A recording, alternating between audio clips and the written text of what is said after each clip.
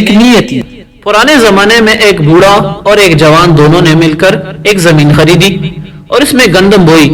کھیتی جب پک کر تیار ہوئی اور کٹائی ہو چکی اور دونوں اپنا اپنا حصہ تقسیم کرنے لگے تو بوڑھا اپنا حصہ لیتا اور چپکے سے جوان کی طرف سرکا دیتا اور کہتا کہ شاید اس کی عمر میں برکت ہو اور اسے زیادہ گندم کی حاجت ہو، میں تو بوڑھا ہو چکا ہوں، مجھے زیادہ گندم کی کیا حاجت۔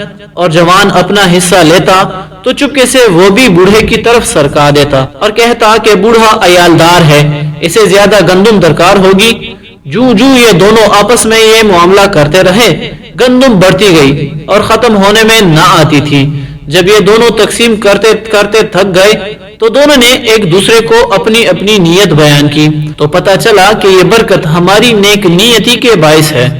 بچائے وقت کو ان دونوں کے اس معاملے کا پتہ چلا تو اس نے ان کے اس ذخیرہ گندم سے ایک دانہ منگوا کر اپنے خزانے میں رکھا، اس کی برکت سے اس کے خزانے میں بھی برکت پیدا ہو گئی۔ سبق: نیک نیتی سے رزق میں برکت پیدا ہوتی ہے اور بدنیتی سے قحط پیدا ہوتا ہے۔ پہلے لوگ ایک دوسرے کے خیرخواہ اور ایثار پیشہ تھے، اسی وجہ سے وہ لوگ معاشی تنگی میں مبتلا نہ تھے، اور آج کل دنیا بھر میں بدنیتی و ظلم و ستم عام ہے، اسی لیے ساری دنیا معاشی تنگی میں مبتلا ہے۔ بس ہمیں چاہیے کہ اپنے بھائیوں کی حق تلفی نہ کیا کریں، بلکہ حتی الامکان دوسروں پر احسان کرنا چاہیے۔